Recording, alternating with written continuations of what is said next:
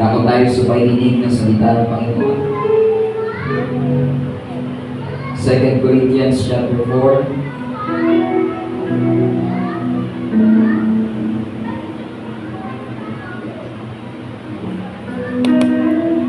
Corinthians chapter 4, verse 4 hanggang verse 6. In whom the God of this world hath blinded the minds of them which believe not, lest the light of the glorious gospel of Christ, who is the image of God, should shine unto them. 5. For we preach not ourselves, but Christ Jesus the Lord, and ourselves your servants for Jesus' sake. 6. For God who commanded the light to shine out of darkness, hath shined in our hearts to give the light of the knowledge of the glory of God in the face of Jesus Christ. Na binulag ng Diyos na sanlibutan ito ang mga pag-isip ng mga hindi nagsisampalataya upang sa kanila'y huwag sumilang ang kaliwanagan ng Ebanghelyo ng kawalan ni Kristo na siyang larawan ng Diyos.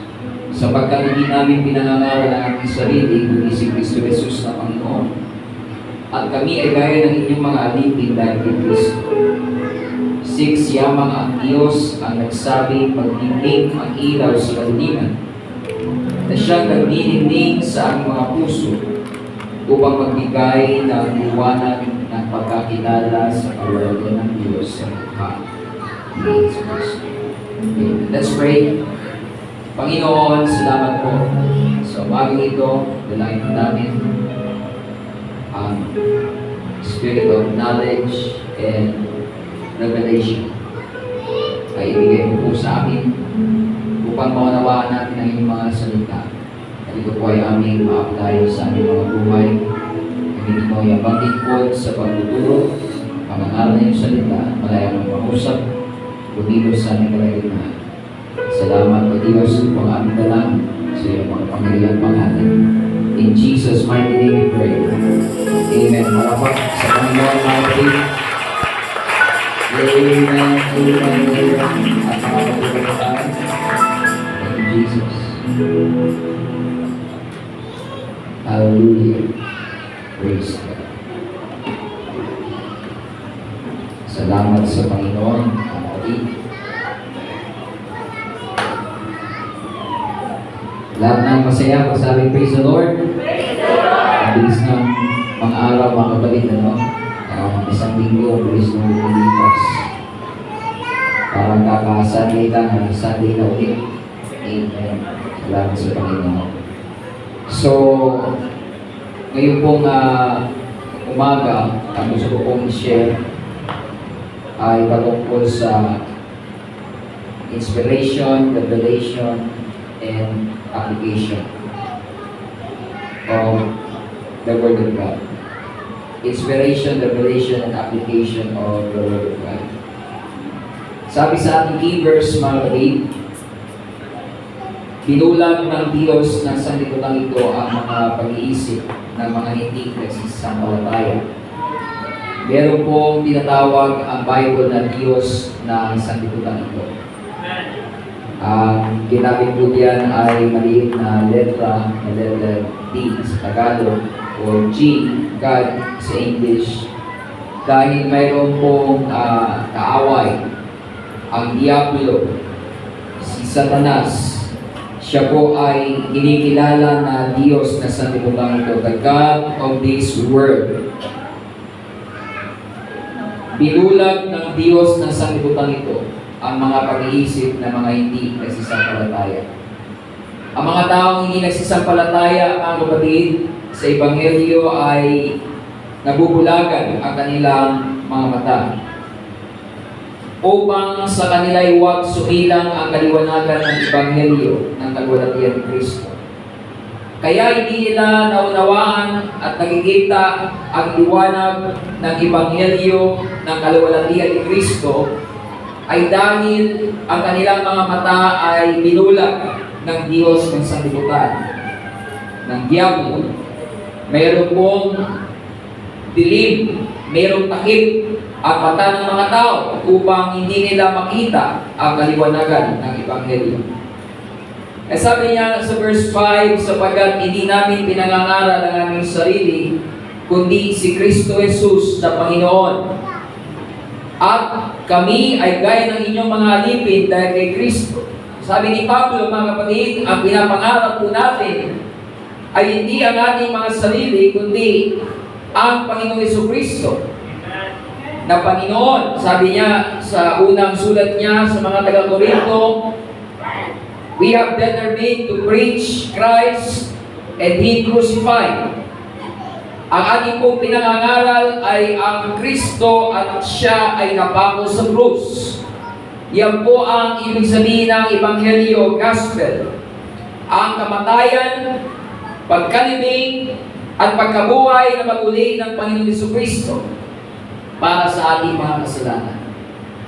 Hindi natin kailangang mag-imbento ng kahulugan ng Ebanghelyo. Ito ay sinulat sa Biblia sa 1 Corinthians 15, talatang 4. Sabi ni Pablo, ang Gospel, ang Ebanghelyo ay ang kamatayan, pagkalibing, at pagkabuhay na maguli ng Panginoong Jesucristo dahil sa ating mga kasalanan, mga kapatid. Yan po ang ibig sabihin ng Gospel. And the Gospel is the power of God unto salvation. Ang Ebanghelyo ay ang kapangyarihan ng Diyos sa ikaliligtas ng bawat sumasampalataya. Kaya napakahalaga ng pangangaral ng Ebanghelyo, pangangaral ng Gospel, dahil nandiyan po ang kaligtasan. Ang kaligtasan ng kaluluwa ay nasa pangangaral ng Gospel o ng Ebanghelyo. Can we say amen? Walang pangalan ng Panginoon na kapatid.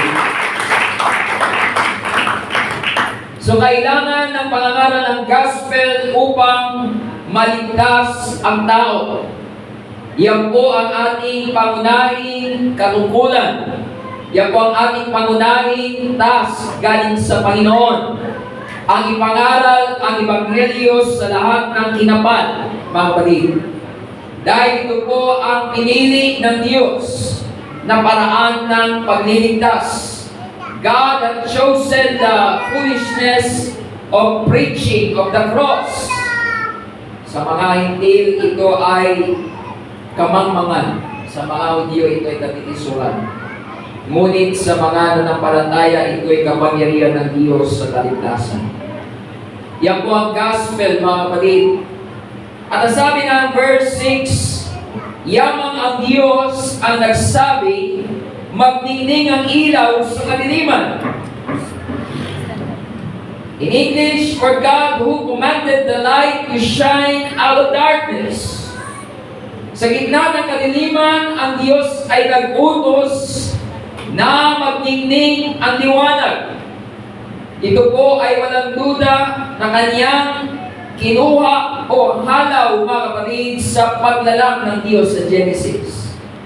Genesis 1:1, na ang pasimula ay nilikha ng Diyos ang langit at ang lupa. In the beginning, God created the heaven and the earth.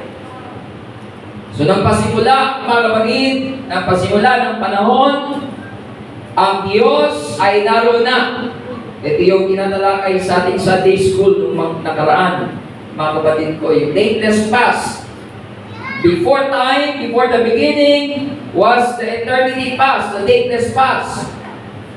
Ang Diyos pa lang na nandoon. Wala pang kahit ano, mga kapatid, naroon na ang Diyos. So God created the heaven and the earth. Now in verse 2, sabi, the earth was without form and void, and darkness was upon the face of the deep. Ang lupa ay walang anyo at walang laman, at ang kadiliman ay sumasaibabaw ng kalaliman.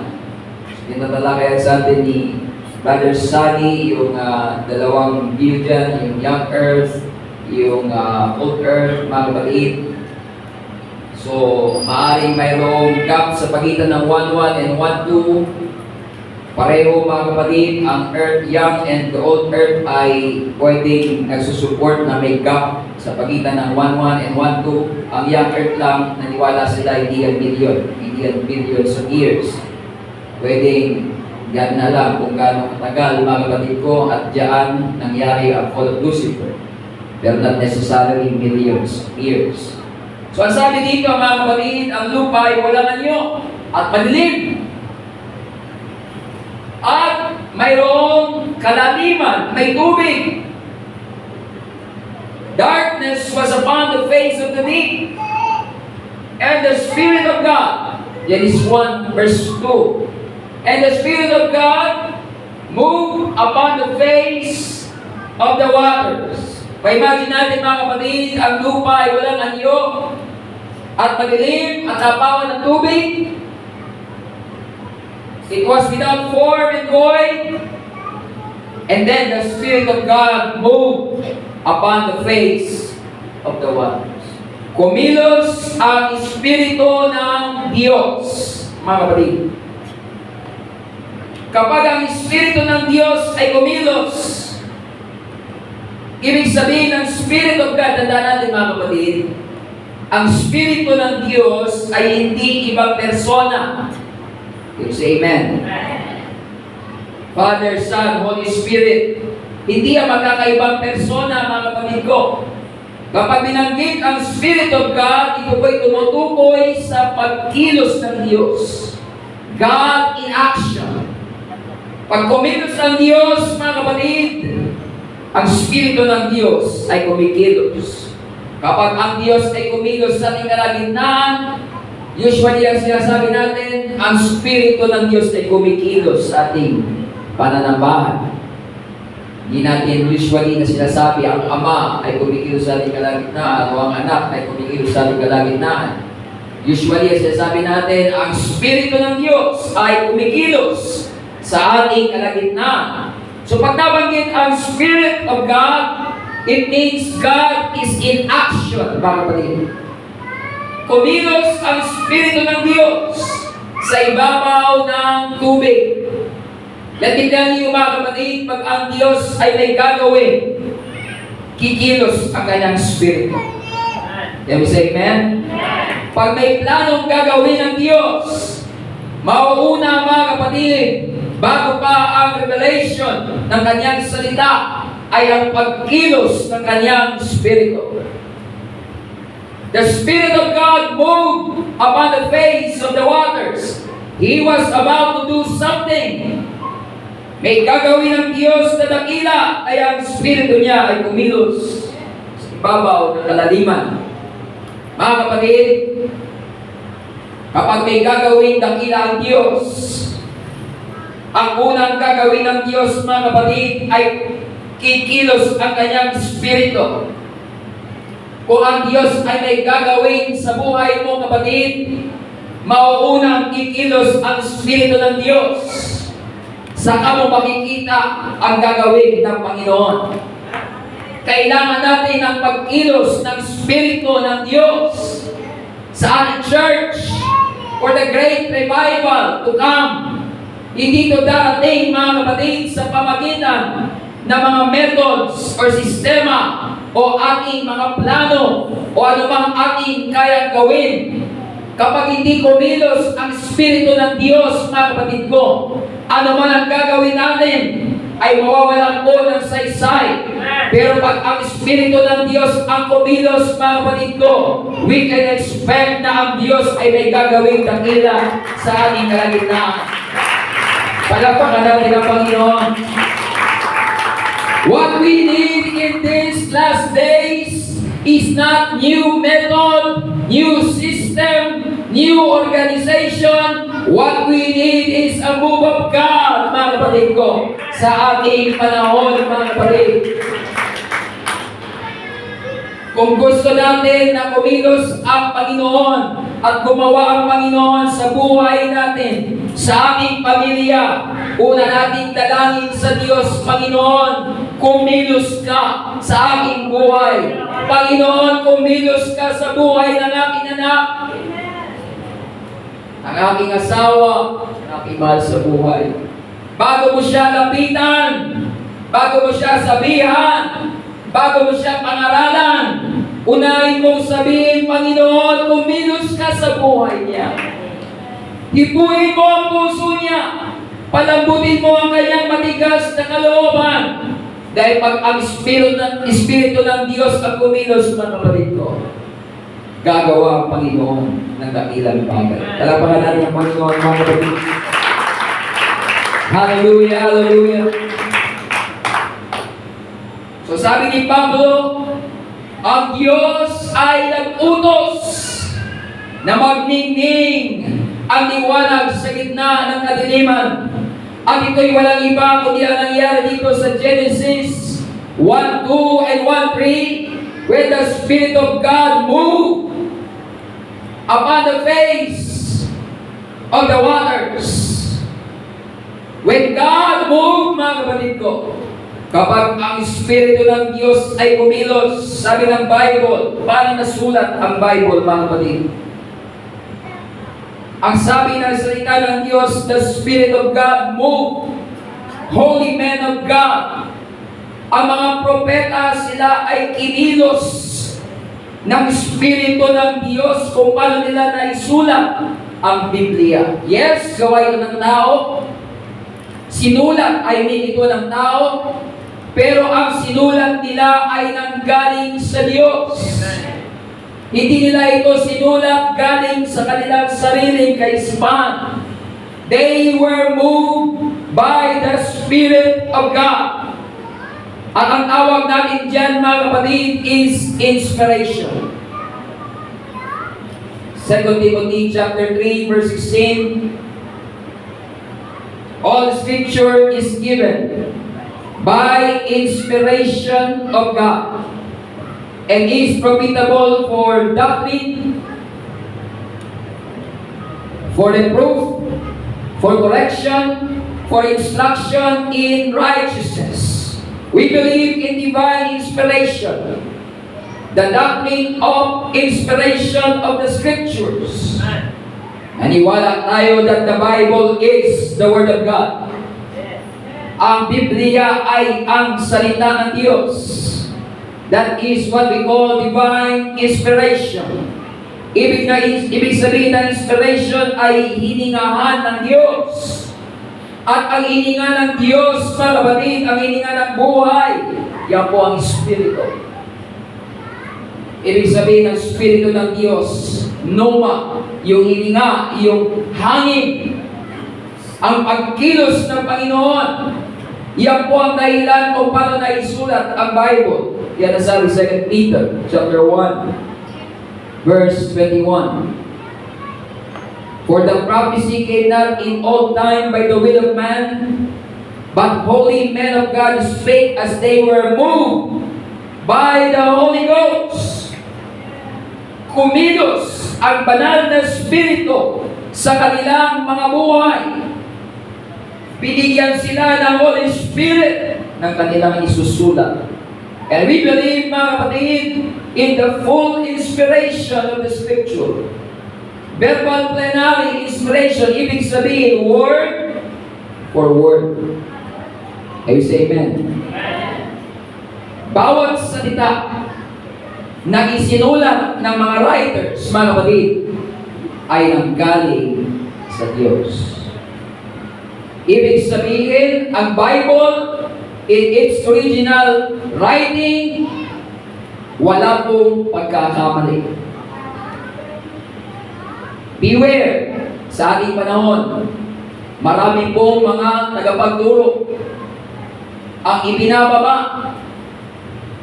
ang kanilang regard sa Word of God na sabi may mali, may contradiction, may mali ang Bible. Kapatid, ang foundation ng pananampalataya natin is the Word of God. Be strong in your belief of the Word of God. This is the Word of God. The Word of God is infallible. Walang pagkakamali ang salita ng Diyos. No man is infallible. Wala pong tao hindi nagkakamali. May mga naniniwala, ang madami naniniwala, ang leader nila ay infallible. Lahat ng sinasabi ng kanilang leader ay kasing katumbas ng doktrina. But we don't believe that. Only the Word of God is infallible. Ang tanging walang mali, mga kapatid, ay ang salita ng Diyos. Ito ang ating pamantayan. Ito ang pundasyon ng pananampalataya. Ito ang pundasyon ng ating mga buhay. Let us be strong in our stand in the Word of God. Palakpakan natin ang Panginoon. Hallelujah. Pag may narinig kayo nagsabi may mali ang Bible, huwag na kayo makinig. Delikado ang katotohanan niya. Delikado. Mag-ingat sa mga napapakinggan. Pag narinig niyo yan, lumayo na kayo. Mag-unsubscribe na kayo, mag-unfollow na kayo. Dahil darating ang punto sa ating buhay, yung ating paglakad ay magiging shaky at magiging mauga dahil hindi mo na alam kung ano ang paniniwalaan mo. Dahil kung may mali, sabi nila, ang Word of God, who will say? Ito tama, ito mali. Sino makapagsasabi? But we believe this is the Word of God. Ito ang salita ng Diyos. We believe it with all our heart. That's why we preach it. It's amen? How can you boldly teach the Word of God kung sa isip natin may mali dito, may iba dyan na mali? How can you teach and preach it? But since we believe this is the Word of God, we can preach it boldly, mga kapatid. Yan ang salita ng Diyos, maging matatag tayo sa divine inspiration of the Scripture. Yan po ang stand natin. Dahil yan po ang Bible. Sa atin sa UPC, tanda natin, yan ang stand natin. We believe in the full inspiration of the Scriptures. So, that is inspiration. Kapag ang Diyos ay kumilos, yan po ang inspiration. Kapag ang Espiritu ng Diyos ay kumilos sa ating mga puso, yan po ang inspiration. Yan ang divine inspiration. So sa gitna ng kadiliman, na unang kumilos ang Espiritu ng Diyos. Sa gitna ng kadiliman, kailangan natin ang pagkilos ng Espiritu ng ating Panginoon. Kung may kadiliman sa iyong buhay, kapatid, kailangan mo ng pagkilos ng Espiritu ng Panginoon sa ating mga buhay. Kung may kadiliman sa ating paligid, kailangan natin ang pagkilos ng Espiritu ng Panginoon sa ating mga buhay. Palakpak sa Panginoon, mga kapatid. Verse 3, and God said, let there be light. Sinabi ng Diyos, magkaroon ng liwanag. Out of darkness, without form and void, darkness was upon the face of the deep. When the Spirit of God moved, after ng pagkilos ng Espiritu ng Panginoon, will come divine revelation. Can we say amen? After inspiration, will come divine revelation. God said, sinabi ng Diyos, magkaroon ng liwanag, at nagkaroon ng liwanag. After ng pagkilos ng Espiritu ng Panginoon, ay nagsalita ang Diyos. So, ang pagkilos ng Espiritu ng Panginoon is divine inspiration. Ngunit kapag ang salita ng Diyos ay naipahayag, that is divine revelation. Let me tell you, mga kapatid ko, bago magkaroon ng revelation, kailangan muna ng inspiration, mga kapatid. Kahit anong pangangaral ng isang pangangaral, mga kapatid, sa pulpitong ito, Maliban ang Espiritu ng Panginoon ay kumilos sa atin at bigyan tayo ng unawa. Except the Holy Spirit give us the divine inspiration and divine revelation, hindi po natin maunawaan ang salita ng Diyos. Can we say amen? Inspiration, then revelation. Without the move of the Holy Ghost, we cannot understand His Word. Without the move of the Spirit of God, we don't have understanding sa salita ng Diyos. No divine revelation without the move of the Holy Ghost. Let me tell you mga kapatid, marami, halos lahat sa mga katuruan natin, doktrina natin, it's not a matter of intellect. It's a matter of divine revelation. Can we say amen? Hindi mo kailangan magkaroon ng maraming degrees para maunawaan ang pagiging isa ng Diyos. Maraming tao kahit hindi aral, naunawaan nila na ang Diyos ay isa.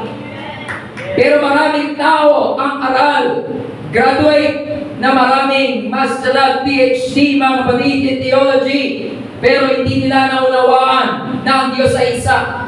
Para sa kanila, ang Diyos ay tatlo. Isa, pero may tatlong persona. Bakit mga kapatid ko? It's not a matter of intellect, it's a matter of revelation.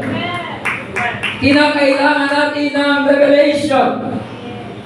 The doctrine of God is a matter of revelation.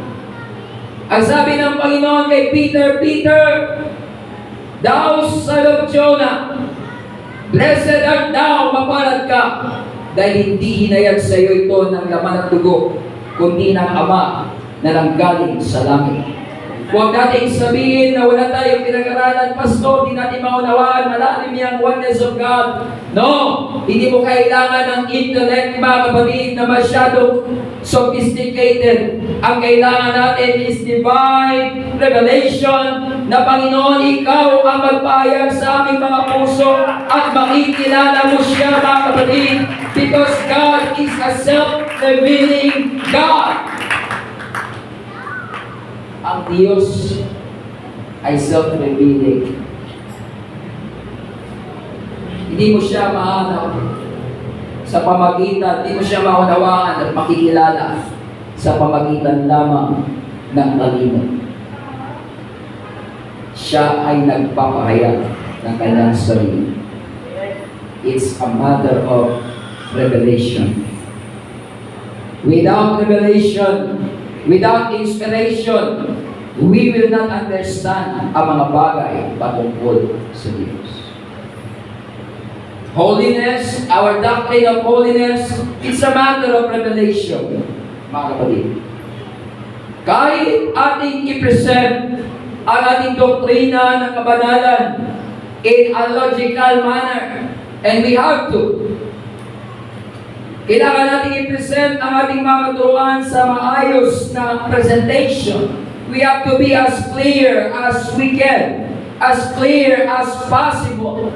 Pero mga kapatid ko, maliban ang Espiritu ng Diyos ay i-convict ang tao. Maliban ang Espiritu ng Diyos ay mag-reveal sa tao na yon, hindi siya susunod sa kabanalan.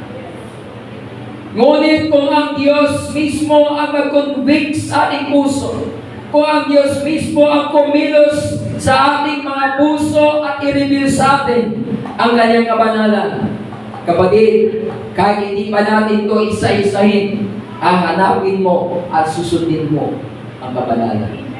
Kaya we say amen. Inspiration, revelation. Kailangan natin, mga kapatid, ng spirit of revelation and spirit of knowledge and understanding. Tignan niyo ang prayer ni Paul for the Ephesians. Ephesians chapter 1. And I encourage everyone, sama natin ito sa prayer. Sino po dito nagpe-pray? Amen. Palagi. Araw-araw. Praise the Lord. More than 5 minutes? More than there. Ephesians 1. Simulan natin sa verse 16. Cease not to give thanks for you, making mention of you in my prayers. Nagkasagutan pa kami ng kaklase ko sa Bible School. Sabi ko sa kanya, minsan, sa pagbigat ng ating responsibilidad bilang pastor, parang ayoko masyado magparami ng member. Hindi ko sinabing ayoko mag-evangelize, kailangan niyo mag-evangelize. Pero yung member, sabi ko, pagka sobrang madami, hatiin na. Diba? Ari mo kung 1,000 yung member mo sa church, pero hindi mo kilala. Hindi mo kilala lahat. Diba yung mga pastor, sabi ng mga nag-aaral, mga kapatid, yung mga nag-aalaga ng tupa, kilala niya lahat yung kanyang mga tupa. May pangalan siya, si Blackie, si Whitey. Kilala niya, Whitey! So sa kanya yan. Eh sabi ni Jesus sa John 10, my sheep knows my voice. They follow me. And I give them eternal life. Kilala ng pastor, o kilala ng upang kanyang pastor, hindi niya lang yung sinabi out of nothing, kundi yung po ay isang katotohanan na kanilang naobserbahan sa mga nag-aalaga ng lupa. Yan tawagin ng pastor. Kung hindi ka yung pastor, kapag umanong ka, kahit tawagin mo, hindi susunod sa iyo. Sabi ko, kung 1,000 na member natin, 1,000 na member mo sa church, sir, hindi mo na kilala lahat yan. Tama? Okay yan, basta marami kang co-pastors. Pero mag-isa ka, hindi mo kaya. Magiging pananagutan mo lang sa Diyos. Bakit? Example, ito. Kailangan lahat yan banggitin mo sa prayer. Kung pastor ka, banggitin mo lahat sa prayer ang mga member. Kung 1,000 member mo, hindi mo na mababanggit, kailangan mo na ang listahan. Kasi hindi man pwede na, Lord, yung anak ni ano, ang pangalan, nakaupo sa likod, Lord, yung ano.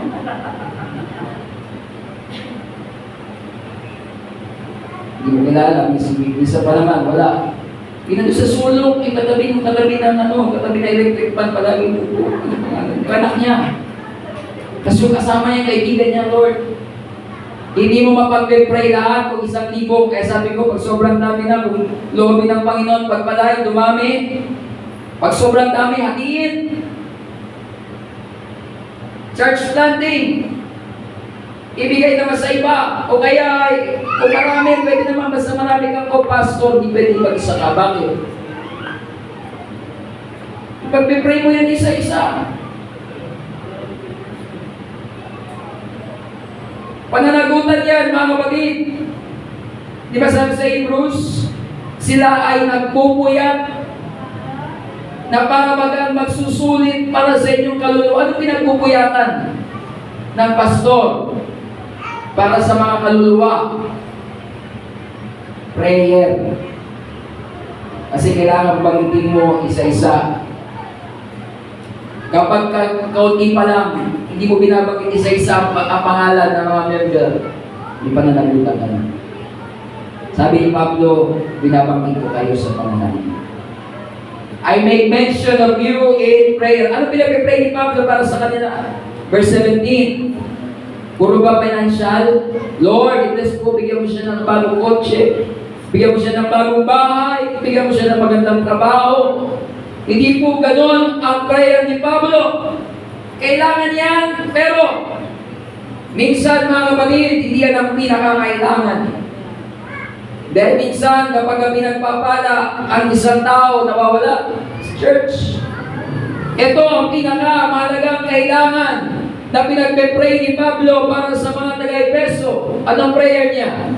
That the God of our Lord Jesus Christ, the Father of glory, may give unto you the spirit of wisdom and revelation in the knowledge of Him. Anong kailangan natin ipag-pray? Kapatid, huwag puro financial. Huwag puro blessing pag-pray natin. Huwag puro patungkol sa mga bagay sa mundong ito. Ito ang kailangan nating ipag-pray. Spirit of wisdom. Spirit of revelation. Lord, we pray for divine inspiration and divine revelation. Because without spirit of wisdom and revelation, kapatid, maliligaw tayo sa mundo ito. Mamamali tayo ng mga desisyon. Maliligaw tayo ng maraming mga mandaraya sa mundo ito. Pag wala tayong spirit of wisdom and spirit of revelation in the knowledge of Him, mas lalo natin siyang makikilala pag binigyan niya tayo ng spirit of wisdom and revelation. I encourage everyone, add this to your prayer list. Add this to your prayer item. Huwag lamang bagong sasakyan. Huwag lamang magkaroon ng bahay. Huwag lamang magkaroon ng magandang trabaho. Isama natin sa prayer. Lord, give us spirit of wisdom, revelation, in the knowledge of Him. Why? Next verse. The eyes of your understanding being enlightened. Kailangan ipag-pray natin yung mga mata natin ay maliwanagan. Dahil pag tumatagal na tayo sa paglilingkod, minsan lumalabo na yung ating mata. Hindi ito literal na mata. Yung eyes of our understanding. Sabi ng Panginoon, marami pa akong gusto ituro sa inyo, ngunit yung inyong mga pangunawa ay pumurol, sabi niya sa mga disciples. You become dull of hearing. Kailangan natin maging maliwanag ang ating mata, ang ating pangunawa. Because without, mga kapatid, our eyes being enlightened, we will interpret ang mga bagay sa ating buhay ng mali. Can you say amen? Pag may dumating na pagsubok o trial, mali ang ating pag-unawa. Pero pag meron tayong right lens, pag may dumating na pagsubok, nakikita mo ng malinaw, pagsubok lang yan. Kapag ka malabo ang ating mata, pag may pagsubok, akala ko ba, pagpapalain ako. Hindi na nga ako sisip pa, hindi na ako maglilingkod. Malabo ang mata natin, mga kapatid.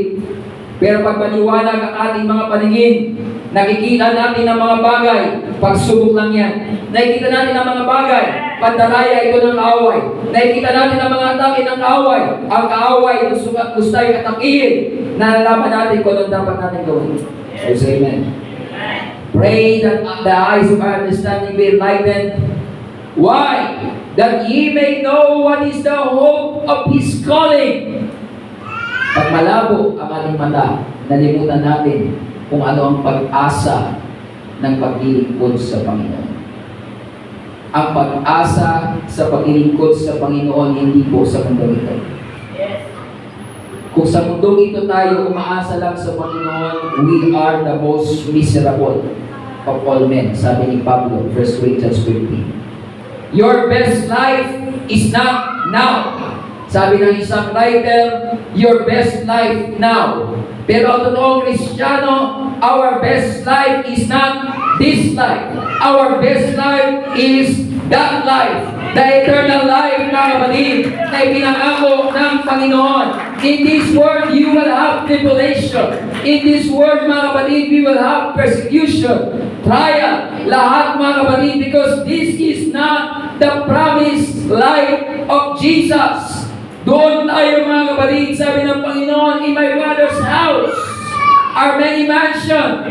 I go to prepare a place for you. Kapatid, hindi nangako si Jesus ng mansyon sa iyo sa mundong ito. Huwag tayo maghanap sa Panginoon ng mansyon sa Green Hills, doon sa Makati, sa BGC. Ang pinangako niya mansyon doon, mga kapatid, sa tahanan ng Ama, somewhere beyond the blue, there's a mansion for you. Your best life is not now. Pero sabi rin ng isang mga aral, pag naniwala ka doon, mangyayari talaga yun.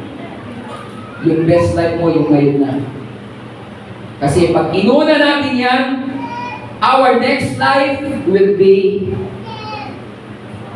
nandun sa kapamakan. Kaya yan na yun.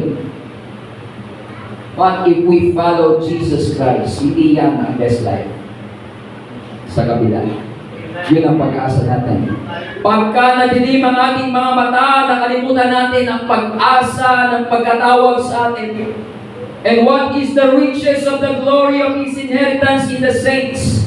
Nakalimutan natin mayroong pamana ang Diyos sa atin. Pag malabo ang ating mata. Sabi mo nga sa iyong katabi, may pamana.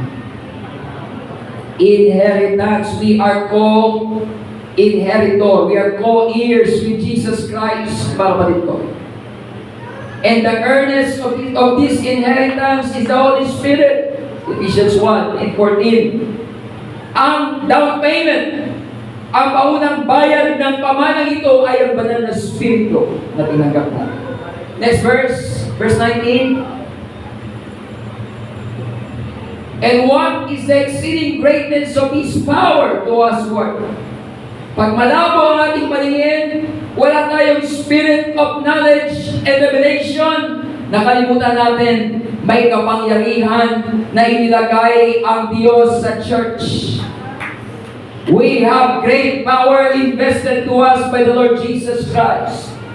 When He died on the cross, when He rose again, mga kapatid, and when we receive the Holy Spirit, you have received power. After that, the Holy Ghost is come upon you. May kapangyarihan na tinanggap ka sa Panginoon. Sabi mo sa iyong katabi, may pamana ka at may kapangyarihan ka.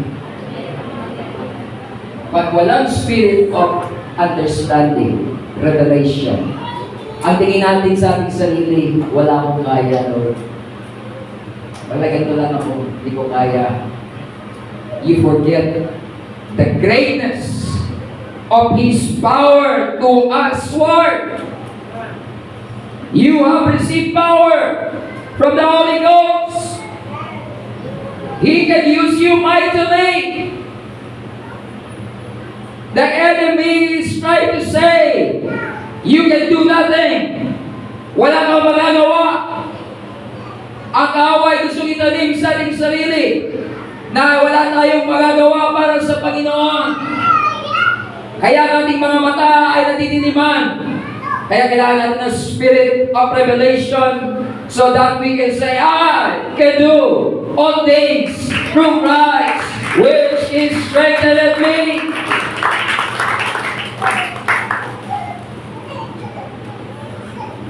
He is able to do exceeding abundantly above all that we ask or think through the power which worketh in us.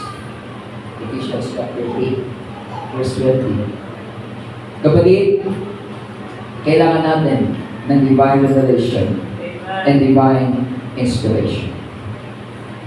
Kailangan natin ng pagkilos ng Espiritu ng Panginoon at magkaroon tayo ng revelation. Revelation means isang bagay na natakpan, ngunit natanggalan ng takip. Yung mga sitwasyon na dinadaanan mo ngayon, kailangan natin ng revelation dyan. Yung mga nangyayari, mga trials sa buhay mo ngayon, kapatid, kailangan mo ng divine revelation dyan para makita kung ano ang behind yan. Yung mga persecution na dinadanas mo, kapatid, kailangan mo ng divine revelation dyan and discernment so that we know, mga kapatid ko, kung ano ang nasa likod niya. Ang mga dinadanas natin sa church, kailangan natin ng divine revelation dyan, mga kapatid, para maunawaan natin kung ano ang nangyayari. Hindi tayo nabubuhay sa nakikita lang natin.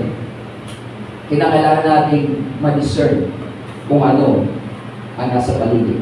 We wrestle not against flesh and blood, but against principalities, powers, rulers of darkness, wickedness in high places, sabi na Ephesians 6:12.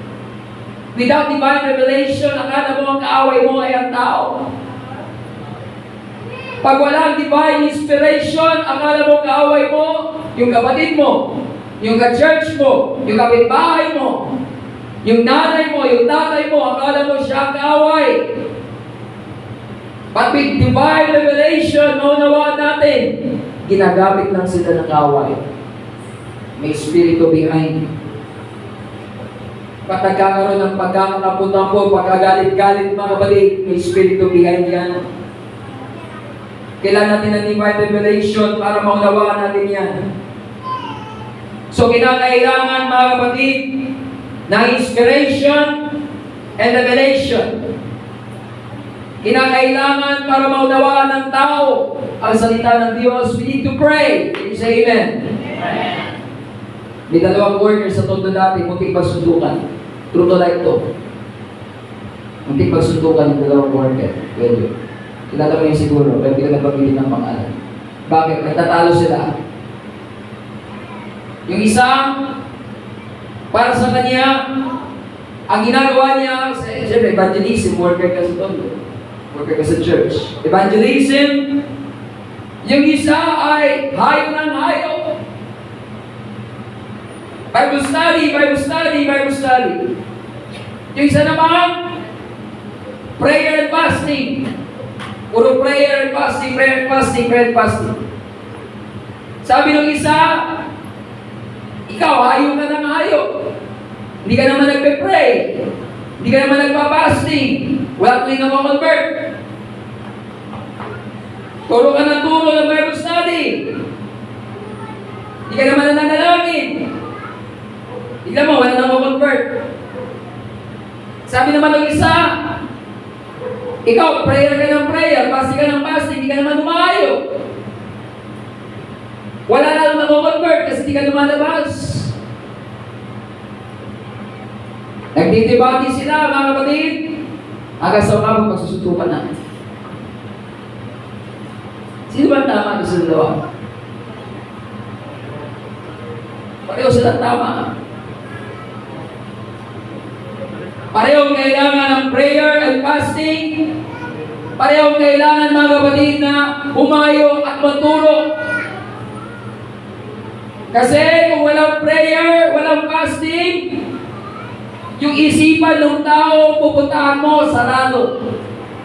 Kaya sinasabi ng Bible na strongholds. Ano yung stronghold? It offers resistance. Hindi ka pa nagsasalita. Yung isip niya, kontra lang. Magsalita ka, ano man sabihin mo, kontra yung isipan niya. May stronghold. Kaya kailangan ng prayer and fasting. Ipag-pray natin. Pag-fastingan natin. Dahil ang sabi ng Bible, mga kapatid, the weapons of our warfare are not carnal, but they are mighty through God to the pulling down of stronghold, casting down imagination, and every high thing that exalted itself against the knowledge of God, and bringing into captivity every thought to the obedience of Christ. With prayer, with fasting, we can tear down stronghold. Can we say amen? Meron kang gustong siyaran, matigas ang puso, may stronghold, meron ka agad opposition, pag-prayan mo, pag-fastingan mo. This is the weapon of our warfare. Hindi tayo nakikibaka sa pamamagitan ng mga sandatang pisikal. Ang sandata natin is prayer, fasting, palalambutin ng puso ng Diyos ang puso ng taong yan.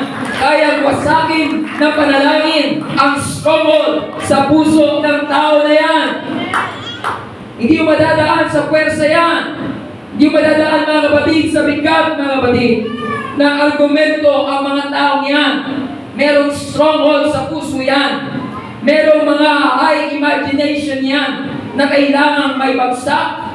Mga kaisipan at prinsipyo na hindi kayang maluktutin. But through prayer, through fasting, we can cast down imagination. We can cast down high things that exalts themselves. And we can captivate their thought into the obedience of Christ. Kaya nating mahuli ang isipan nila sa pagsunod kay Kristo. Kaya pagpunta mo doon, mga kapatid, mag-share ka ng Word of God, malambot na ang puso nila. susunod na yan sa Panginoong Yesu-Cristo. So, kailangan ng prayer and fasting, pero kailangan mo rin humayo. Kailangan din natin mag-share. Dahil sabi ng Bible, paano silang makapanampalataya sa hindi nila napakinggan? Paano nila mapakinggan kung walang mga aral? At paano sila mangangaral kung hindi sila mga silugo? Kung walang hahayo at magbe-preach, mag-share ng gospel sa kanila, hindi nila maririnig ang dapat nilang panampalatayanan. So that faith cometh by hearing, and hearing of the word of God. Ang pananampalataya na gagaling sa pakikinig. So sinong tama sa dalawa? Pareho silang tama. Kailangan ng prayer, kailangan ng fasting, kailangan ng mangangaral, dan kailangan natin ng inspiration, pagkilos ng presensya ng Panginoon, pero kailangan din ng revelation. We need to preach the gospel. We need to preach the word of God so that they will hear, and by hearing, they will have faith to the Lord Jesus Christ. Palakpakan natin ang Panginoon, mga kapatid. Malakas sa palakpak sa Panginoon.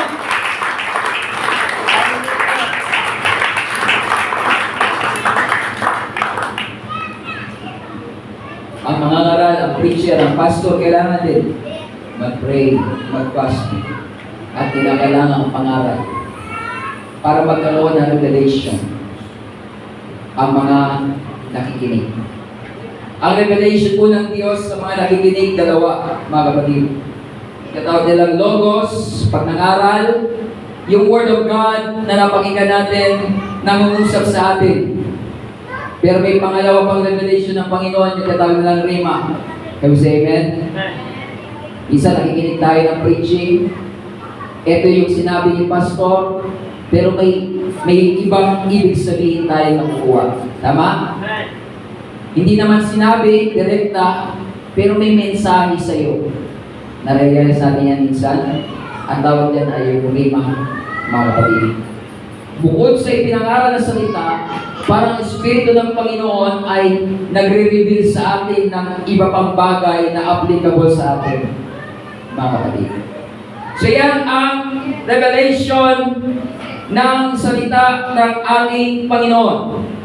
When God said, "Let there be light," there was light, mga kapatid. Ngunit,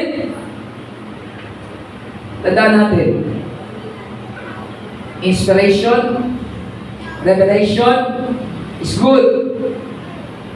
Pero pag wala yung pangatlo, masasayang. Ano yung pangatlo? Sinabi ko kanina. Inspiration, revelation, and application. Everybody say application. Application. Minsan, puno tayo ng inspiration. Puno tayo ng revelation. Pero, minsan nakukulangan tayo sa application. Kailangan yung ating napakinggan at ina-reveal sa atin. Na-inspire ka. Umatin ka ng church. Narinig mo ang pangangaral ng salita ng Diyos. Grabe inspiration, mga kapatid. Naiyak ka pa bago matapos. Inspired ka. At meron kang bagong revelation from the Word of God. Pero pag-uwi, hindi natin ginawa, mga kapatid, sayang. Say amen? Sabi ni James, kagaya ito ng nananamit ka. At nakita mo kung ano ang talagang itsura mo sa salamin. Ngunit pagtalikod mo, nakalimutan mo na kung ano yung nakita mo. Be doers of the word, not hearers only, deceiving your own selves. Pag tayo ay tagapakinig lamang ng salita ng Diyos, at hindi natin ito ina-apply, hindi natin ito ginagawa, kapatid, dinadaya mo ang iyong sarili. At ang pinakamahirap, mga kapatid, yung dayain yung sarili. Hindi mo alam na nadaya ka na. Yung mga nadadaya, hindi nila alam. Hindi, pastor, alam ko naman yan pag nadaya ako. Kaya ka nga nadaya eh. Kaya sinabi ko daya eh. hindi mo alam na nadaya ka. Ganyan daw po mga kapatid, pag nakikinig tayo ng salita ng Diyos at hindi natin ginagawa. Ang sabi ng Panginoon, ang mga nakikinig ng salita ko, lahat na nakikinig, kung sabi, praise the Lord. Praise the Lord. At hindi ginagawa. Kagaya siya ng isang taong mangmang. Nagtatayo siya ng bahay sa ibabaw ng buhanginan. Darating ang baha, darating ang ulan, darating ang hangin, at hahampasin ang bahay na kanyang tinayo, at ito ay babagsak, at kakilakilabot ang pagbagsak niya. Pag tayo nakikinig lang, nai-inspire lang, may bagong revelation, pero hindi ko ginagawa sa aking buhay, kapatid, we are building a house in a dangerous place. Darating ang mga pagsubok, darating mga kapatid ang mga trial na kinakatawan ng hangin, ng baha, ng tubig, at ang ating pananampalataya ay babagsak kung hindi natin ginagawa ang ating napakinggan. Huwag tayong manatili sa inspiration. Huwag tayong manatili sa revelation. Kailangan natin ng application. Can you say amen?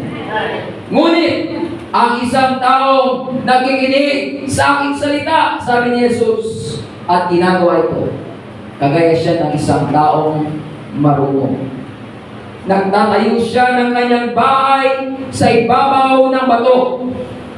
Darating ang ulan, darating ang baha at ang hangin, at hahampasin ang bahay na iyon. Ngunit hindi ito magigiba sapagkat nakatayo sa ibabaw ng bato, mga kapatid.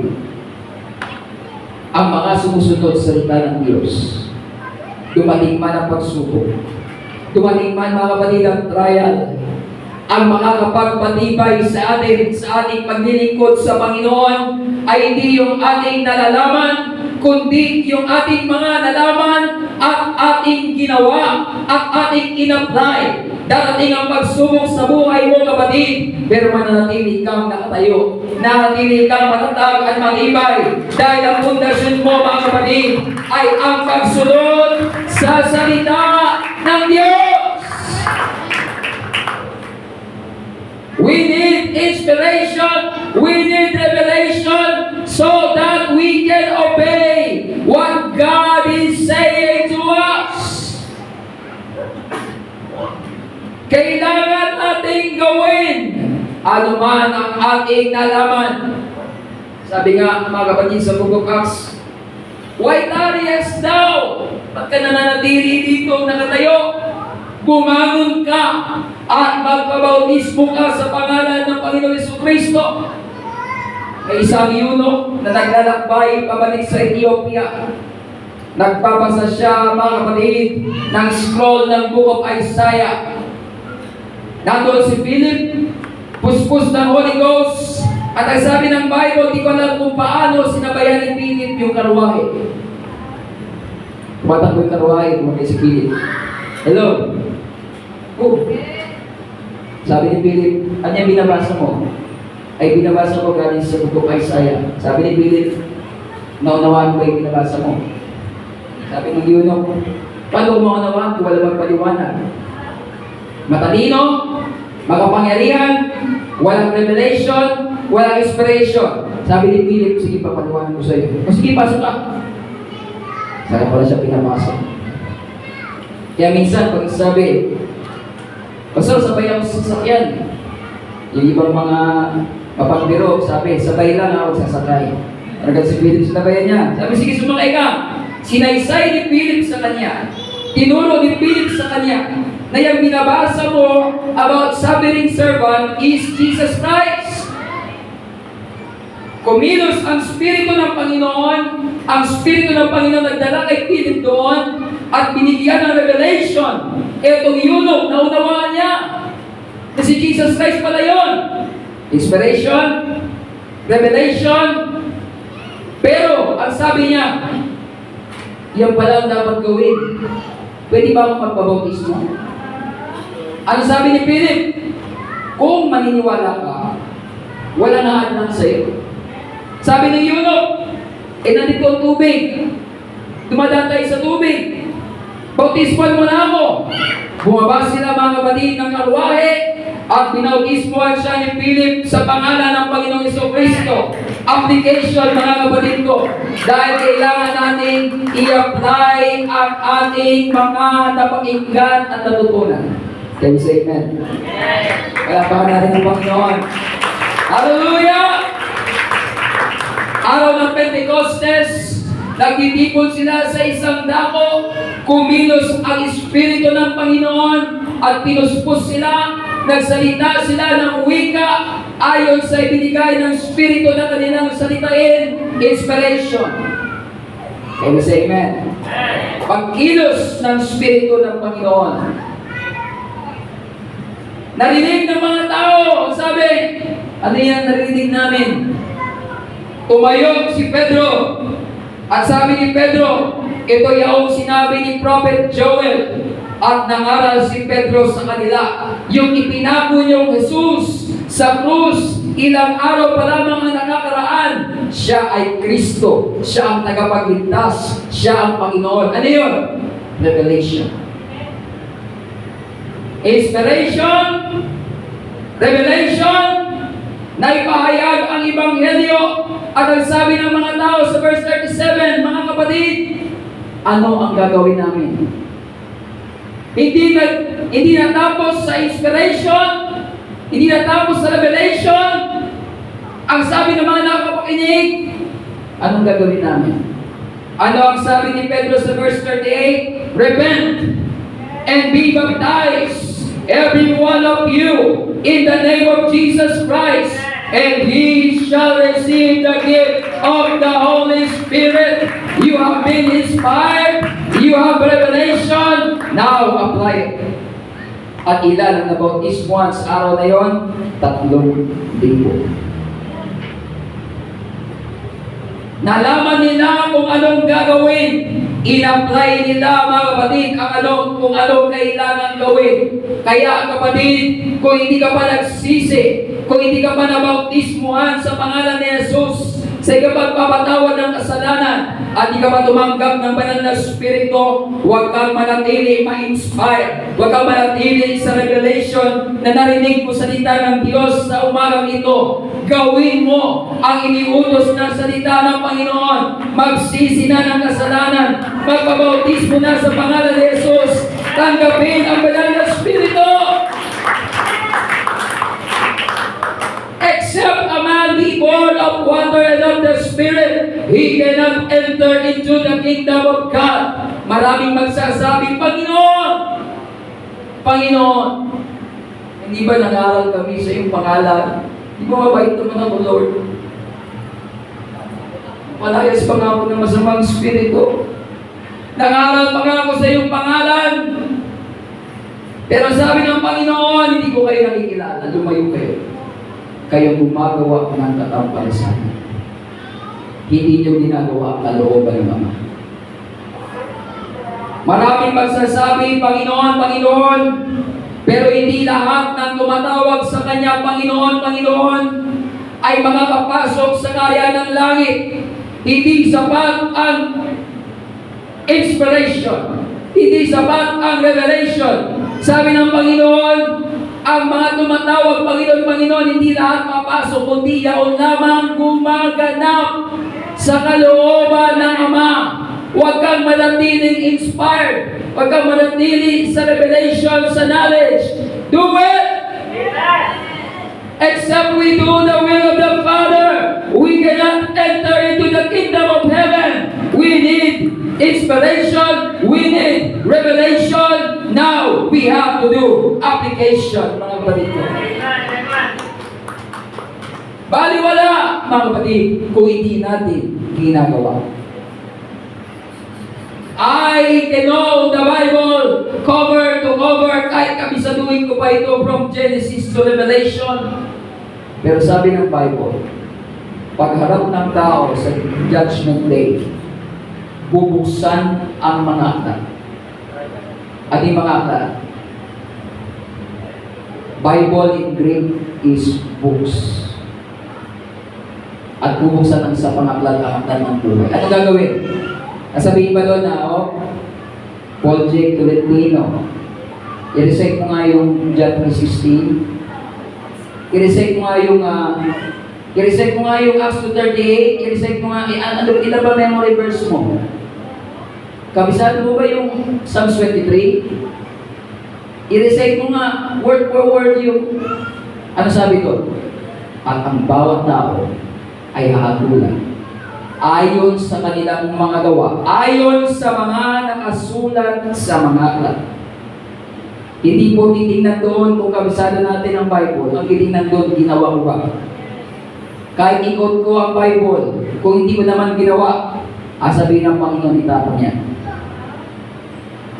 Ang pagbabasihan ay ang ating obedience to the Word of God. I encourage everyone, huwag tayong manatili inspired. Kailangan natin ma-inspire. Kailangan natin, mga kapatid, na the Spirit of God touches us every service. Kinakailangan natin na bagong pinakuha tayo revelation from the Word of God. Pero paglabas natin ng church na ito, mga kapatid ko, kinakailangan yung salita ng Diyos ay nangyayari, ina-apply natin sa ating mga buhay. Kasi kung dito sa loob ng church, inspired, and may revelation tayo, ngunit paglabas, ay babalik tayo sa buhay sa santidad, mga kapatid ko. Hindi po tayo mailigtas ng ating nalaman kung di naman natin sinusunod ang ginagawa. We say amen. Malinaw yan na sinabi, mga kapatid, ni James. Faith without works is dead. Sabi ni Paul, kailangan natin faith without the works of the law. Sabi ni James, kailangan natin ng works. Magkalaban ba sila? Hindi po. Hindi po magkalaban si Paul at si James. Ang tinutukoy ni Paul, tandaan natin mga kapatid, para malaman mo ang sinasabi ng isang tao, tanungin natin kung anong tanong ang sinasagot niya. Ang tanong na sinasagot ni Paul ay paano ang tao maging matuwid sa harapan ng Diyos. Justification, paano siya maligtas. Kailangan niya para maligtas ay manampalataya.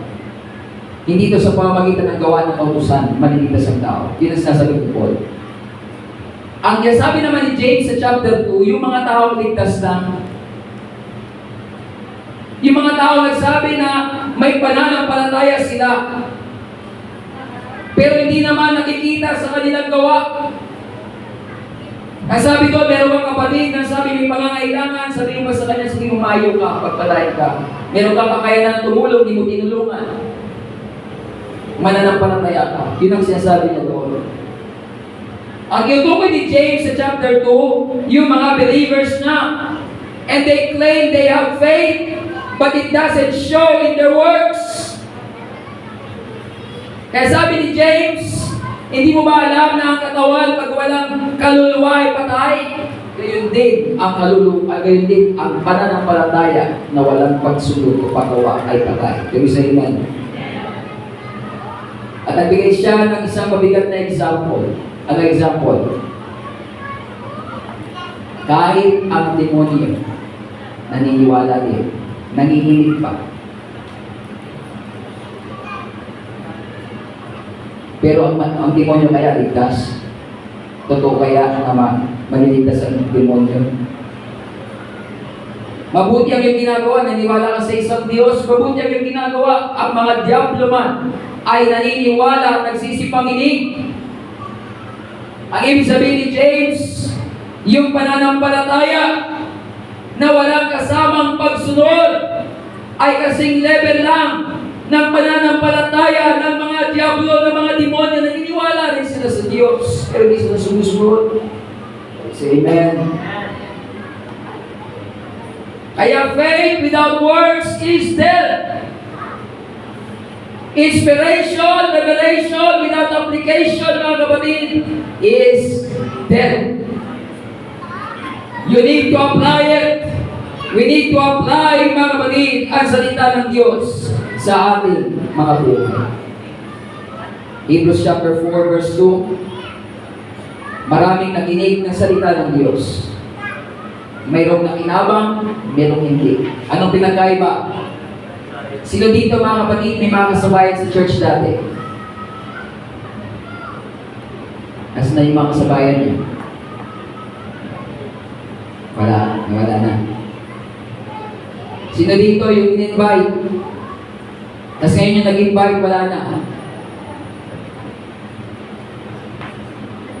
Sino dito yung na-invite? Mga kapatid, sama-sama kayo, kasi kung natira. Iniwanan ka na. Sana makabalik sila.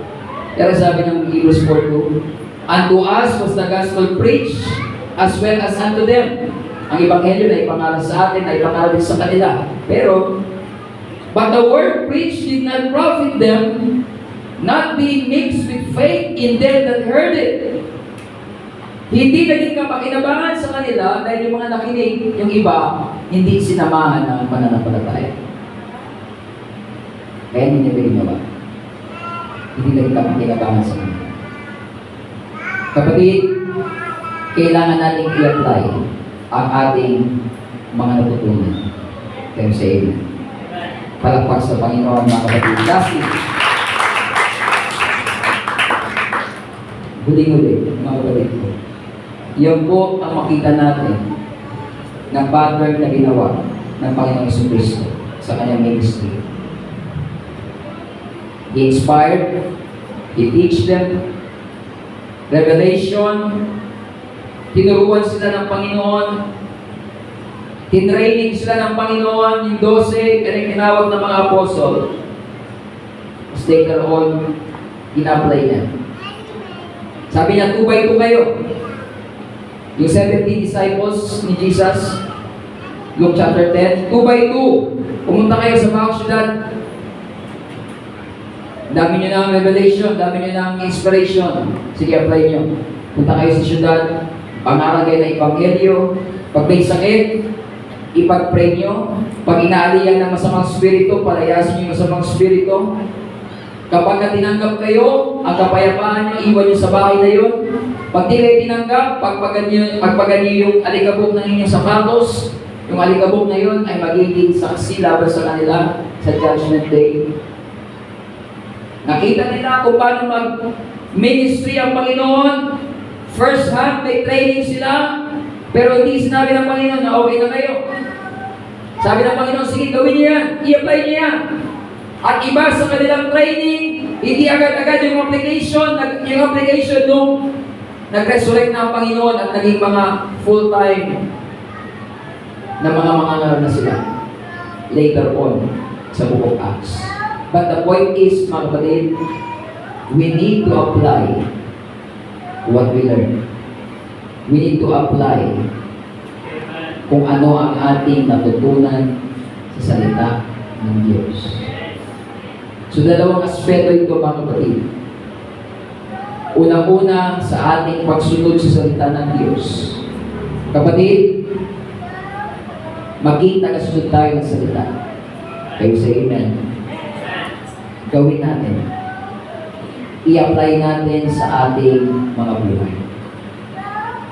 Nalala ko tuloy yung isang turo ng isang pastor. Nag-preach daw yung pastor about giving. Grabe yung preaching ng pastor about giving. Yung mga kapatiran, nag-iyakan. Next week, mga kapatid, ay about giving. Nung chinig daw ng pastor yung giving, pag-uwi, yung pastor naman yung iyak. Hindi na-apply. I-apply natin kung ano natin na pakinggan. Kung ano ang natutunan sa Word of God, sundin natin. Kabanalan, pagsunod sa salita ng Diyos, lahat yan i-apply natin, mga kapatid, kahit wala tayo sa church, yung say amen, sundin natin. Kahit wala si pastor, kapatid, sumunod tayo sa salita ng Diyos. Can we say amen? Pag nasa church tayo, mga kapatid, maayos ang damit natin. Pag sa labas, wala naman si pastor dito eh. Hindi ko naayos yung damit ko. Paglalabas tayo mga kapatid, ayusin natin yung damit natin. Say amen. Baka mamaya, bigla akong tumalas sa inyo. Nandito kayo sa labas. Ano? Bawa, mga tatay, nandito sa labas. Nakaubad pa ng t-shirt. Uy, si Pastor.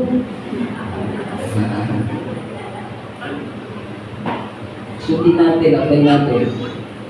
Kahit wala nakakita sa atin. Bakit? Salita ng Diyos yan, yan salita ni Pastor. Okay. Amen. Sundin natin yan, mga kapatid, ha? Sundin natin yan. Palapakan natin ng Panginoon.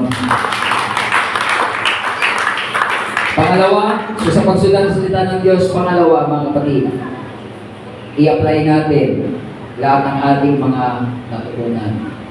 Kapatid, ilang taon ka na nakikinig ng Bible study? Ilang taon na tayo nakikinig ng Sunday School? Pastor, di ba ako marunong mag-share eh? Kaya mo mag-share.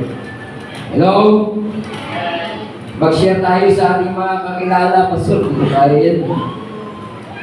Ang dami mo na napakinggan. Ang dami mo ng revelation. Ang dami ng inspiration dumating sa atin. Kaya mo yan i-share. Hindi ka naman naasa sa iyong sariling galing. Hindi naman naasa sa ating sariling talino. Hindi naman yung mag-convert ng tao eh. Yung Word of God.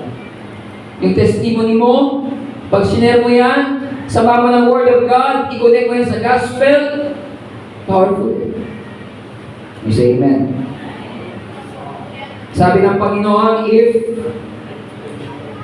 you abide in my words, and my words abide in you, ask, and I will give you the thing. Ibig sabihin yung salita ng Diyos, nag-aabay sa atin, pinapamuhay natin.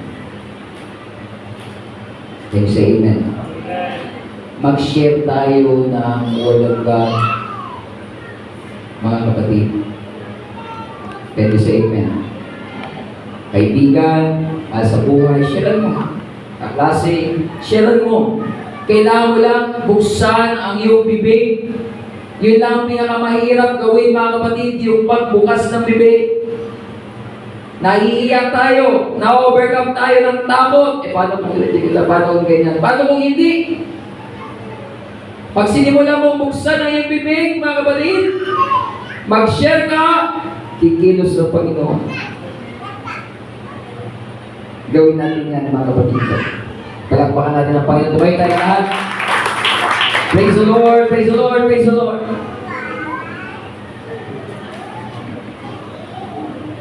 Inspiration, revelation, application.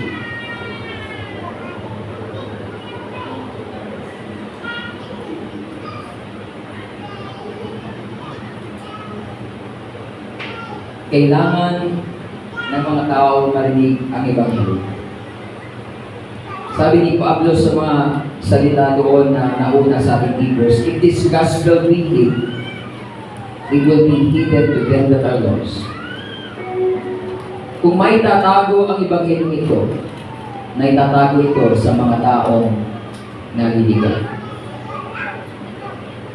Surely, you have someone you can share the light of the gospel.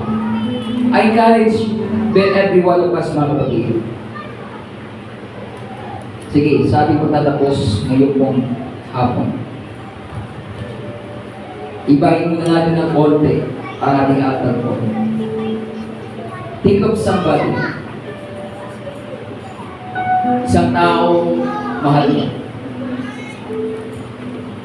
Isang taong mahalaga sa iyo.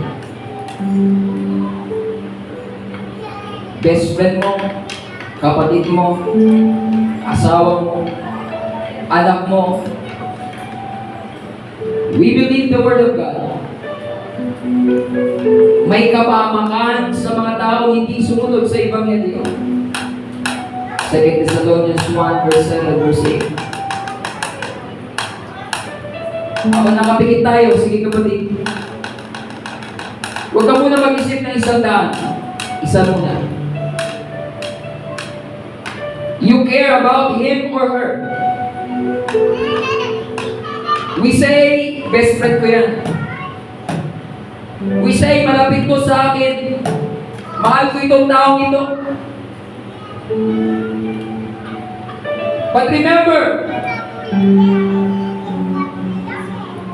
kung ang taong yan ay hindi mapakinggan at sundin ang Ebanghelyo, it doesn't matter kung maging mayaman siya o matagumpay sa mundo nito. Kapag hindi siya sumunod sa Ebanghelyo ni Kristo, mapapahamak ang kanyang kaluluwa. Huwag mong isipin na okay na naman siya, pastor. Maganda ang kanyang buhay. What shall it profit a man if he gain the whole world but lose his soul?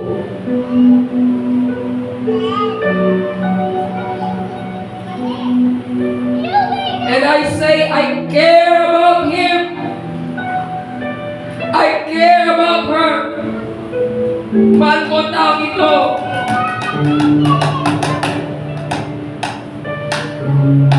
But I ask this afternoon, have you shared Jesus Christ to him?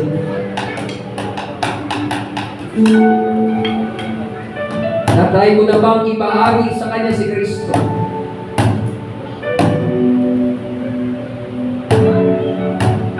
Have I tried to conquer my fear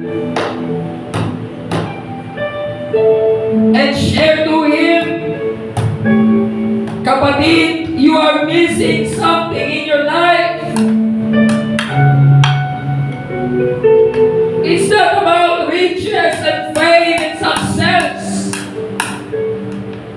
If you don't have Jesus Christ, you will lose it all. And I care about you.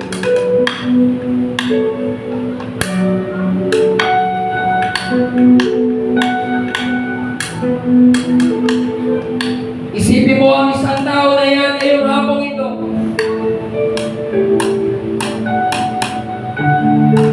At idulog mo siya sa Panginoon sa panalangin.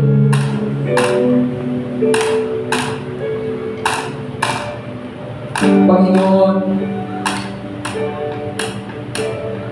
hindi ko kayang palagutin ang puso niya o buksan ang saradong puso. Pero ang Espiritu mo kayang palagutin ang puso ng tao ito. Kaya mong buksan ang puso niya sarado, Panginoon. Sige kapatid, for a few minutes before we end our service, I ask you to intercede for that person that you care about. Idulog mo siya sa Diyos.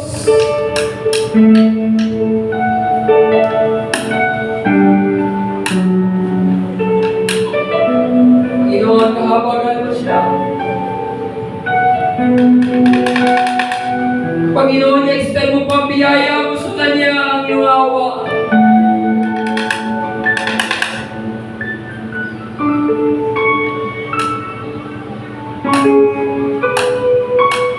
Pray for that one person that he might have the revelation and the move of the Spirit of God in his or her life.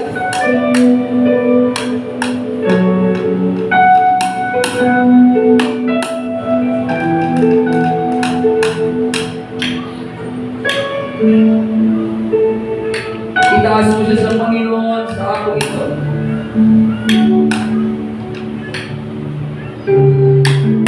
Marahil na-try mo na siyang i-invite dati but you have been rejected. Muli mo siyang itaas sa panalangin. Lord, I will try to share to him or her again.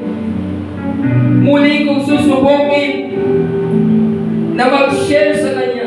I-invite siya ulit sa church. Itatry ko ulit, Panginoon. Touch his life. Touch her heart. Hindi ako susuko.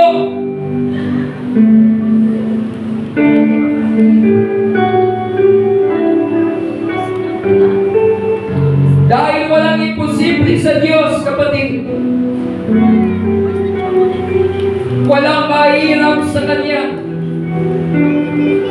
Kaya niya buksan ang puso ng tao niya. Sige, itaas natin siya sa panalangin.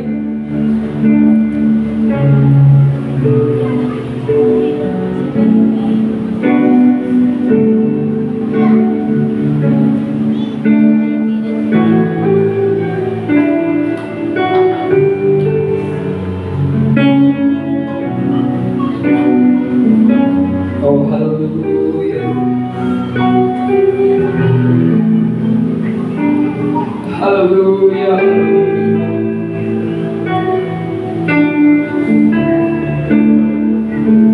Oh, hallelujah. Sige, I will give you time to pray. Talk to God.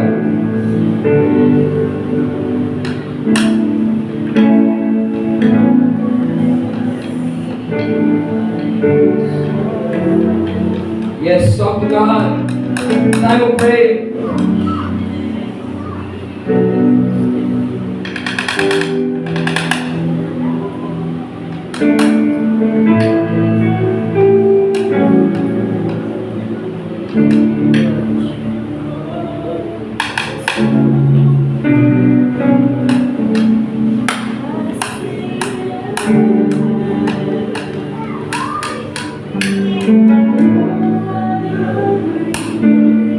In the name of Jesus.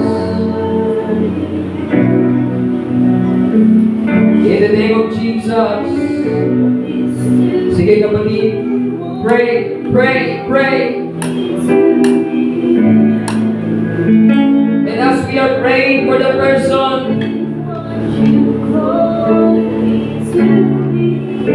I will also pray for all of us, Lord.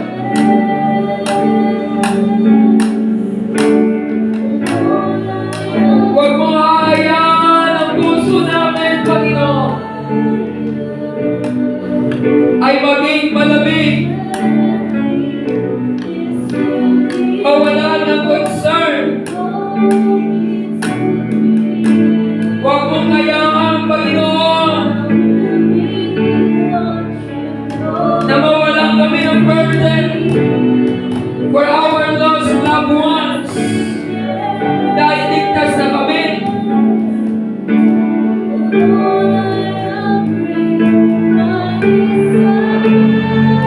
And I pray, O Lord, help every one of us to overcome ang takot at hiya na i-share ka sa aming mga kakilala at mahal sa buhay.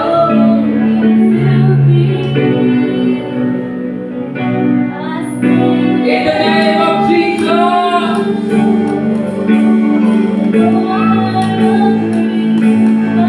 Yes.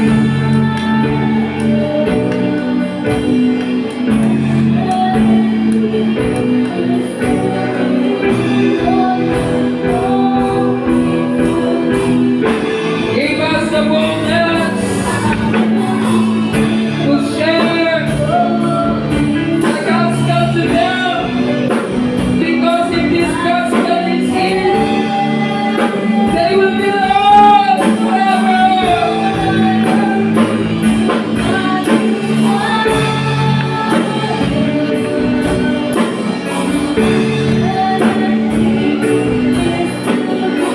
Ang Diyos ng sanlibutan ito ay binulag ang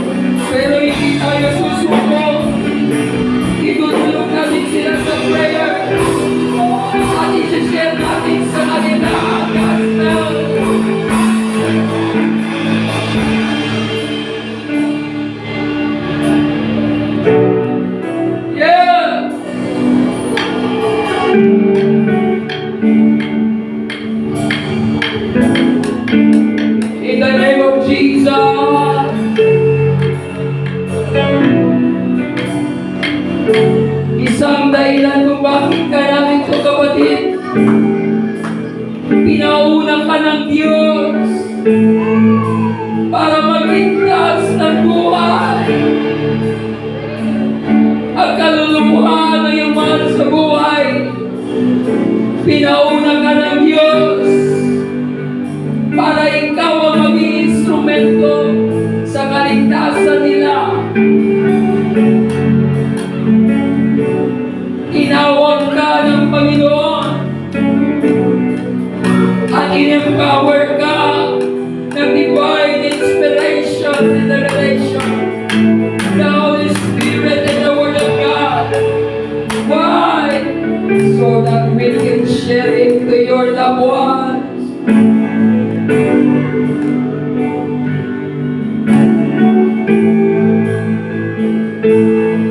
Nagsisinungaling ang kaaway sa kanyang pagsasabi na hindi mo na masasira naman mo sa buhay. Nagsisinungaling ang kaaway sa pagsasabi na naangkin niya na ang kaluluwa ng pamilya mo. I tell you, that's a lie from the enemy. Because the Word of God said, believe in the Lord Jesus Christ, and you will be saved, you and your household.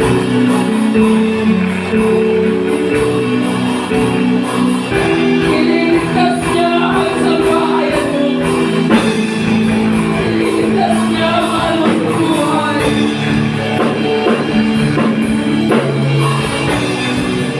Ililigtas niya ang kaibigan mo.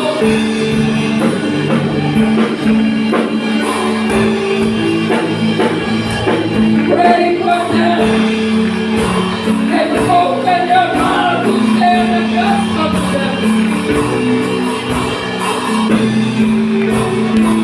You may be rejected, pero hindi tayo susuko, kapatid. Because what else can we do but to continue to fight for them? Hindi tayo mapapagod manalangin para sa kanila. Hindi tayo mapapagod umiyak sa Diyos para sa kanila. Hindi tayo, mga kapatid, magpapa-overcome sa takot at sa pagkahiya para masyaran sila.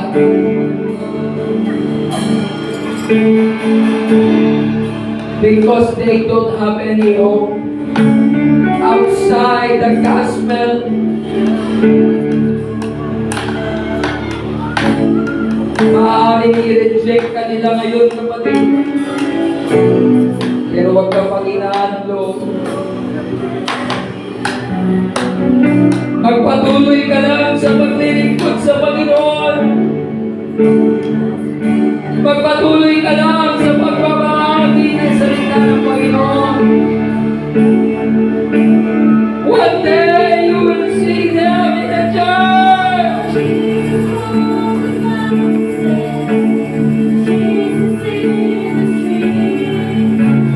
We will pray for the backsliders. I believe one day I will see them again.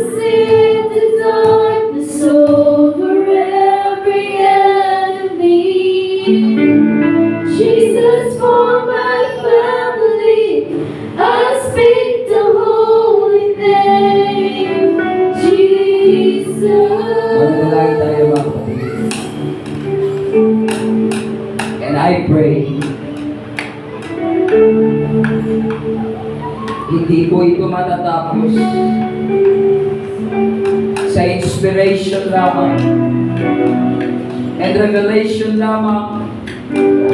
Hindi ko matatapos sa ating pagluwa lamang ngayong umaga, ngayong araw.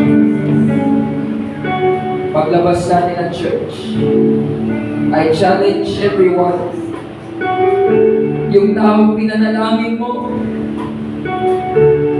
lapitan mo siya. Kung malayo puntahan mo, malapit na bumalik ang Panginoon.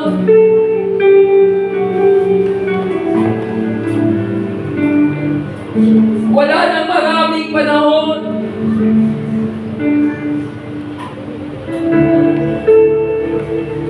Kung hindi ngayon, kailan? At kung hindi ikaw, sino?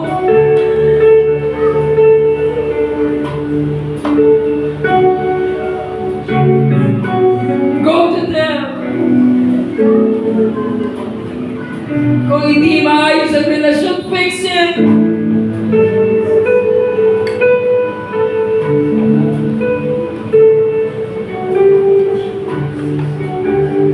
At mapuspos tayo ng divine boldness from the Holy Spirit to say to them, brother, sister, husband, wife, son, daughter, I pray for you. I'm praying for you.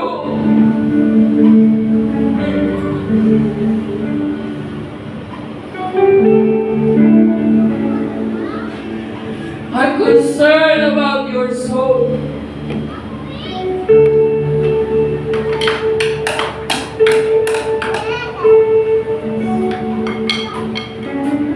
Bumalik ka na sa Panginoon. Tanggapin mo na si Kristo sa buhay mo. Sumunod ka na sa Ebanghelyo.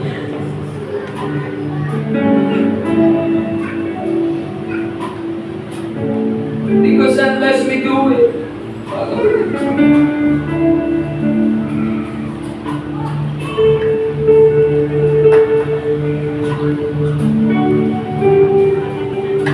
baka lumipas ang panahon at hindi na natin ito magawa.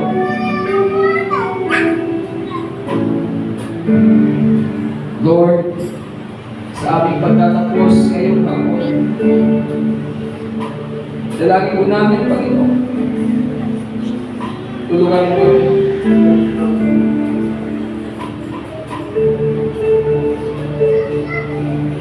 ang mga puso ng mga taong pinanalangin namin.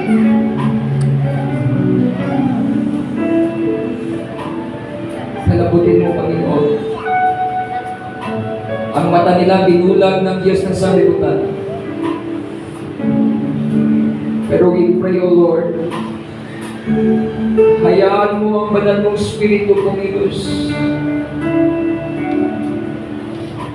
At ang liwanag mo, Panginoon, ay lumiwanag sa kanilang puso. At tulungan mo kami, Panginoon,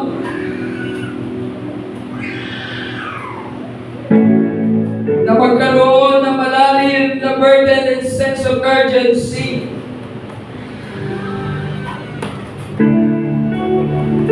to speak to them, to share them, to teach them, to bring with them back to Christ. Because mahal namin sila, Panginoon. At di mo rin ibig na sino man papahamak, kundi ang lahat ay mabot sa pagsisisi. I pray in the power of your name, Panginoon. We tear down the strongholds. We cast down the imaginations and we bring them into captivity of the obedience of Christ. And Lord, ang aming mga paa ay dadalhin mo sa kanilang mga pintuan.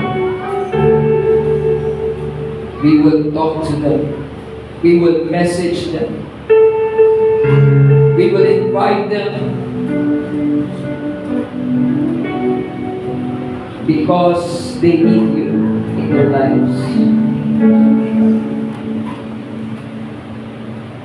Ito po ang aming dalangin, Panginoon. Ito po ang aming sabi sa inyo.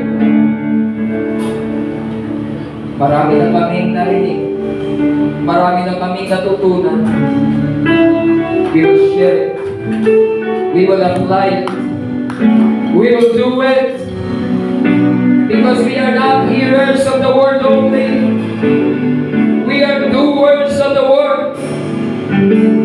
And we will obey your words, O God. Help us. Basbasan ingatan mo po bawat isa sa pag-uwi. Mga kapatid, maging wala rito. We pray, O Lord, na ikaw po ang gumabay sa kanila. Ikaw po magpaalala sa kanila, Panginoon. At papaalalahanan din namin sa kanila. We pray that you cover us by your precious blood. Ang mga pangangailangan at mga pangangailangan ng bawat isa, tinataas namin sa iyo. Panginoon, tugunan mo po. We believe, O God, that you will supply all our needs according to your riches and glory. And Lord, give us someone to share the gospel. Maraming salamat. We give you all the glory sa aming pagtatapos, Panginoon. This is our prayer. In Jesus' mighty name. Amen, amen, amen. Para sa Panginoon,